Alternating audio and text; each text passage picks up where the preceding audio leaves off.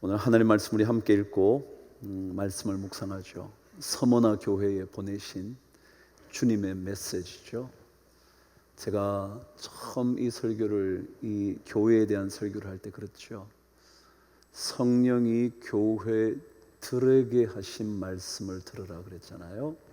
그러니까 서머나 교회에 전해준 편지였지만 모든 교회들이 들어야 하는 메시지다 그랬죠. 그러니까 오늘 서머나 교회에 보내진 말씀이지만 성령이 교회들에게 하신 말씀이라고 생각하시고 여러분과 제가 들어야 할 말씀인 줄 꼭 기억해 두시기를 바랍니다. 오늘 저와 함께 말씀을 번갈아 가면서 읽고 말씀을 묵상하죠. 서머나 교회의 사자에게 편지하라. 처음이며 마지막이요 죽었다가 살아나신 이가 이르시되 내가 내 환난과 궁핍을 알거니와 실상은 내가 부요한 자니라. 자칭 유대인이라 하는 자들의 비방도 알거니와 실상은 유대인이 아니요 사탄의 회당이라. 너는 장차 받을 고난을 두려워하지 말라. 볼지어다 마귀가 장차 너희 가운데에서 몇 사람을 옥에 던져 시험을 받게 하리니 너희가 10일 동안 환난을 받으리라. 내가 죽도록 충성하라. 그리하면 내가 생명의 관을 내게 주리라. 귀 있는 자는 성령이 교회들에게 하시는 말씀을 들을지어다. 이기는 자는 둘째 사망의 해를 받지 아니하리라. 아멘. 옛 어른들의 이야기 하나 기억이 납니다. 이런 질문을 스승에게 했습니다. 어떻게 하면 정치를 잘할 수 있을까요? 그 질문을 들은 스승이 이렇게 대답을 했다죠. 임금은 임금다워야 하고 신하는 신하다워야 하고 아비는 아비다워야 하고 자식은 자식다우면 되는 거라고. 그래서 들었던 말이 군군 신신 부부자자라 그랬죠. 군, 임금 군자요. 임금이라면 군, 임금답게, 신, 신하라면 신하답게, 부, 아버지라면 아버지답게, 자식이라면 자녀답게. 그렇게만 된다면 정치를 제대로 하는 것입니다. 대답했다죠.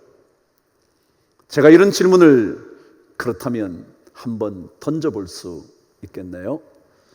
신앙인들이 어떻게 신앙생활 잘할 수 있을까요? 그 스승의 답을 빌어서 말해본다면 이럴 거예요. 신앙인들은 신앙인다워야 신앙생활 잘하게 될 거라고. 믿음을 가졌다면 믿음을 가진 사람답게 되면 신앙생활 잘 하는 것이라고 답해 드릴 수가 있을 겁니다. 그렇다면 다시 질문해야겠죠? 신앙인다움이라는 것은 어떤 것일까? 신앙인의 최고의 덕목은 무엇일까? 그것은 신앙인들이라면 예배에 집중해야 한다는 겁니다. 예배가 뭐죠? 하나님을 높이는 것입니다. 하나님을 영화롭게 하는 것입니다. 수차례 여러분과 제가 들어왔던 신앙인이라면 하나님을 예배하는 것, 하나님을 높이는 것, 하나님께 엎드려 경배하는 것에 신앙생활에 방점을 찍고 사는 사람, 그것이 신앙인의 삶이라는 거죠. 내가 낮아지고 하나님이 높아지는 것, 세상에 가치 있다고 말하는 모든 것들이 낮아지고 오히려 하나님을 더 높이는 것, 그게 신앙생활 잘하는 것 아닐까 생각하는 거죠. 예배는 하나님을 높입니다. 그러나 사탄은 하나님을 모욕합니다. 하나님을 비방합니다. 하나님을 회방합니다. 하나님을 모독합니다. 여러분, 사탄의 최고의 전략은 어떻게 해서든지 예배 드리는 자들로 하여금 예배 드리지 못하게 하는 겁니다. 그렇게 되면 하나님의 능력을 경험할 수 있는 통로가 사라져 버리는 것이기 때문에 그렇습니다. 예배 드리는 동안 우리는 하나님을 경험하게 되고, 예배 드리면서 하나님을 높일 때마다 하나님의 놀라운 은혜가 자꾸 경험되어지고 그분의 능력이 내 삶 속에 퍼져가게 되기 때문에 사탄은 어떤 방법을 동원해서라도 예수 믿는 사람들로 하여금 예배 드리지 못하도록, 경배하지 못하도록, 예수 그리스도 그분을 하나님으로 높이지 못하도록 회방하는 것입니다. 오늘 여러분 말씀을 읽었습니다. 자칭 유대인이라 하는 자들의 비방을 너네들이 알고 내가 한다는 거예요. 유대인들의 비방, 이때 비방이란 단어의 뜻이 뭐냐면 모독한다, 신성모독이라는 뜻입니다. 그러니까 옛날 성경은 이것을 회방이라 그랬습니다. 하나님을 회방하는 겁니다. 유대인들이 회방하는 그것, 유대인들이 하나님을 모독하는 그것. 근데 이것은 유대인의 이야기가 아니라 뭐라고요? 사탄의 회당들이 하는 거다 그랬습니다.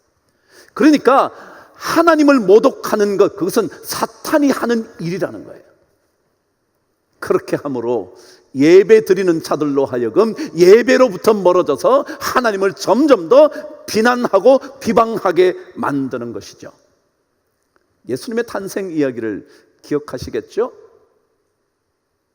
동방에서부터 박사들은 예수 그리스도의 나심을 예배하고 경배하기 위하여 찾아옵니다. 그때 한 사람이 등장하죠. 헤롯이라는 왕이요. 근데 그 헤롯 왕이 동방 박사들에게 이렇게 요구를 합니다. 만일 예수 그리스도 그분이 나신 곳을 찾게 된다면 나에게도 알려달라고. 나도 가서 경배하겠다고. 근데 진짜였나요? 아니요. 오히려 예수께서 나셨다면 그를 죽이기 위한 거거든요. 동방 박사들은 예수를 경배하기 위하여 갑니다. 근데 헤롯은 경배하기 위한 것이 아니라 죽이려고 갑니다. 사탄의 회당이죠. 사탄의 최고의 전략, 다시 한번 반복드리건대 그들은 어떤 방법을 사용해서든지 예배 드리는 자들로 하여금 예배 드리지 못하게 하는 겁니다. 그래야 하나님을 경험하지 못하거든요. 그래야 하나님의 놀라운 은혜 가운데 살지 않게 되거든요. 그래서 끊임없이 우리로 하여금 예배로부터 벗어나게 한다는 것입니다. 하나님의 사람을 유혹해서 하나님을 경배하는 자리로부터 떠나게 만드는 거야. 그것이 사탄의 승리거든요. 제가 요즘 코로나 때문에 여러분이 잘 오시지 못한다, 이 문제, 그것 때문에 이 설교를 하는 게 아니잖아요. 우리 예수 그리스도의 사람들은 어떤 자리에서든지 하나님을 예배하는, 하나님을 높이는, 하나님을 경배하는 그것 절대로 포기해서는 안 되는 거잖아요. 만일 이 예배로부터 멀어지기 시작하면 우리의 삶은 실패일 것이고 사탄의 전략에 빠져버리고 마는 것이거든요. 솔로몬 이야기 들려드릴까요? 그의 지혜, 그의 부요함, 그의 엄청난 왕권, 그의 영광, 어떤 누구와도 비교할 수 없을 정도였다고 성경은 말합니다. 스바의 여왕이 그를 찾아와서 그에게 많은 질문을 던집니다. 하나의 질문에 대해서도, 어떤 질문에 대해서도 막힘없이 그가 대답을 합니다. 그러자 스바 여왕이 놀랍니다. 그리고는 소문으로 들었던 것보다 직접 만나서 듣게 된 지혜는 비교할 수 없다고 말할 정도였죠. 솔로몬이 마시는 그릇은 전부 다 금이었다고 기록합니다. 그래서 마치 은은 돌처럼 흔하게 여길 정도만큼 그의 부유함은 탁월했다고 말합니다. 그런데 솔로몬의 인생의 마지막은 실패로 끝나버리고 말았습니다.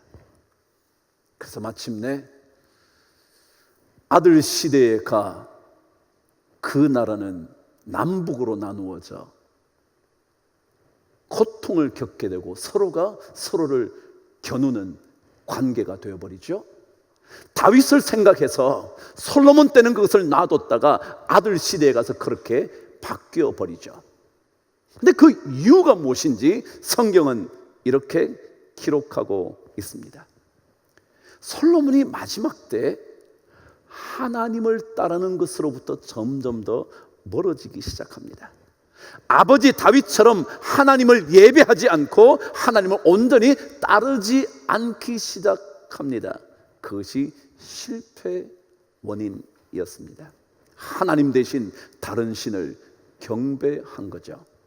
그래서 열왕기상 11장 5절은 이렇게 기록을 남겨놓고 있습니다. 이는, 다시 말, 실패의 원인은 시돈 사람의 여신 아스다롯을 따르고 암몬 사람의 가정한 밀곰을 따름이었기 때문이었다 말합니다. 그것만이 아닙니다. 모압의 그모스 신을 섬깁니다. 그것만이 아닙니다. 암몬 자손의 가정한 몰록 신을 섬기기 시작을 합니다. 이 전체를 통틀어서 열왕기상 11장 9절은 이렇게 기록을 남겨 놓았습니다. 솔로몬이 마음을 돌려 이스라엘의 하나님 여호와를 떠났기 때문에 그랬다는 거예요. 하나님을 높이는 예배를 솔로몬이 놓쳐버리고 다른 것들을 높이기 시작하므로 하나님을 향한 예배의 마음이 사라져버리기 시작하므로 그의 모든 영광이 떠나가기 시작을 했다는 겁니다. 하나님을 높이지 않았던 솔로몬이요, 하나님께로부터 마음이 떠나버린 솔로몬이요, 사탄은 이것을 노리거든요. 여러분과 저의 마음이 하나님을 떠나서 더 이상 하나님을 예배하지 못하도록, 하나님을 높이지 못하도록, 하나님보다 그모스 신을, 하나님보다 아스다롯 신을, 하나님보다 밀곰 신을, 하나님보다 몰록 신을 더 높이게 만들므로 말미암아 그의 실패는 점점 더 커져가기 시작을 한 겁니다. 여러분, 혹시라도 이 코로나가 여러분과 저의 마음을 하나님께로부터 떠나게 하는 것은 아닌가요? 혹시라도 이번 이런 기간들이 하나님께 예배 드리지 않아도 아무렇지도 않게 느껴질 수 있도록 영혼의 메마름이 된 것은 아닌지 생각하는 거 아닌가요? 그게 신앙인 다움이기 때문에 그렇죠. 하나님으로부터 마음이 점점 더 떠나서 마침내 하나님보다 다른 것들을 더 높이기 시작하는, 그것이 어쩌면 우리의 실패가 되는 것은 아닐까요? 유대인들이 하나님을 모독하기 시작하자, 하나님을 비방하기 시작하자 많은 사람들이 그리스도로부터 멀어져 가게 된 것이라면, 그러나 그 중에서도, 그런 와중에서도 끝까지 하나님을 높이기 위하여, 하나님을 경배하기 위하여, 하나님을 예배하기 위하여 남아 있었던 그 사람들이 결국은 고난과 환난 속에 있었음에도 불구하고 그들은 하나님을 놓치지 않았던 그 사람, 그게 신앙인 아닌가요? 사탄은 하나님의 거룩함을 모독합니다. 하나님의 능력을 모독합니다. 하나님을 믿는 자들을 또한 모독합니다. 이것을 견디지 못해야 하나님의 사람입니다. 그 모욕하는 것을 참을 수 없어야 예수 믿는 사람입니다. 그럼 다윗을 기억하시지 않습니까? 다윗은 어린 소년 시절부터 하나님의 이름이 모욕받는 것 견딜 수 없어 했습니다. 기억하시잖아요. 블레셋 사람 그리고 골리앗 장군이 하나님의 이름을 모욕하기 시작하자 그가 등장하지 않습니까? 그리고는 이렇게 말했잖아요. 이 할례받지 않은 블레셋 사람이 누구이기에 하나님의 살아계시는 하나님의 군대를 모욕하겠냐? 다윗은 그걸 못 견뎌합니다. 그는 하나님을 높이는 예배자였기 때문에 그렇죠. 또 다른 사건 여러분 기억하시지 않습니까? 다윗의 대적은요 블레셋이 아니었어요. 사실은요 그의 가장 강력한 대적은 그의 장인이었던 사울 왕이었잖아요. 근데 사울 왕을 죽일 수 있는 기회가 몇 번이나 오잖아요. 그때마다 그의 신하들이 이렇게 좋은 기회, 하나님이 주신 기회니까 그의 목숨을 끊어버리라고 몇 번이나 말하죠. 그때마다 다윗이 얘기한 게 있었어요. 누구든지 여호와의 기름 부음을 받은 자를 치면 죄가 없겠냐.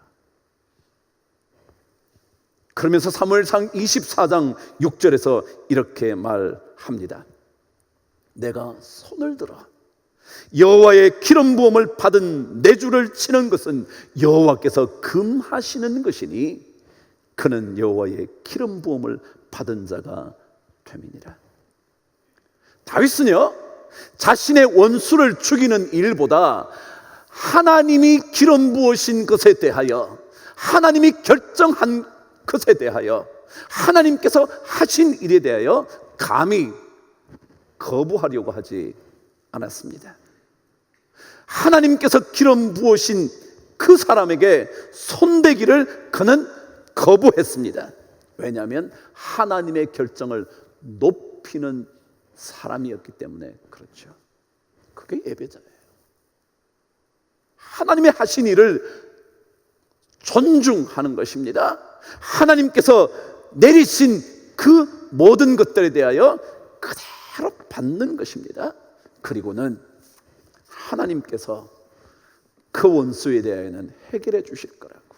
혹시 그가 전장에서 죽을지 어떻게 하냐고. 하나님께 맡기라. 왜요? 예배자는요 하나님을 높이는 거거든요.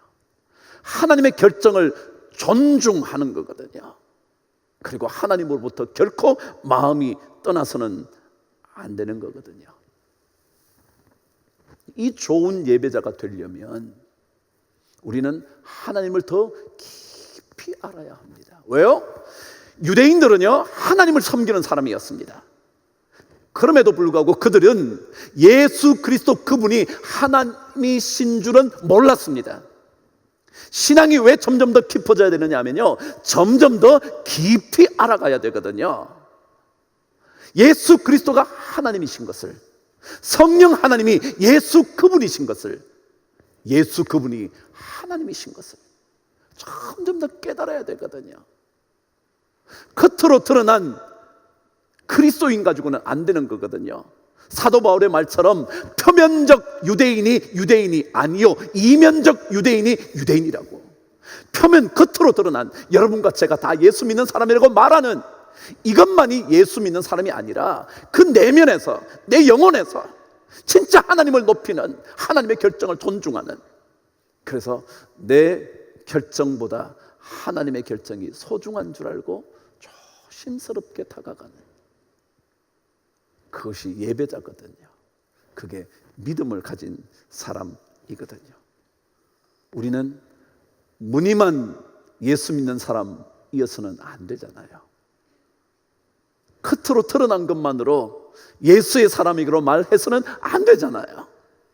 오히려 우리 영혼 깊은 데서 하나님을 떠나지 않는, 어떤 상황에도, 이런 상황에도 이 자리에 오시지 못해도 여러분과 저의 자리에서 하나님을 섬기는 이 일을 포기하지 않을 때, 사탄은 여러분과 저 같은 사람을 사용해서 하나님의 이름을 모독하게 하려고 합니다. 여러분과 저를 유혹해서 죄에 빠지게 함으로 하나님의 이름을, 거룩하신 그 능력을 욕되게 하려고 합니다. 그래서 우리는 그 사탄의 도구가 되어서는 안 되는 거죠.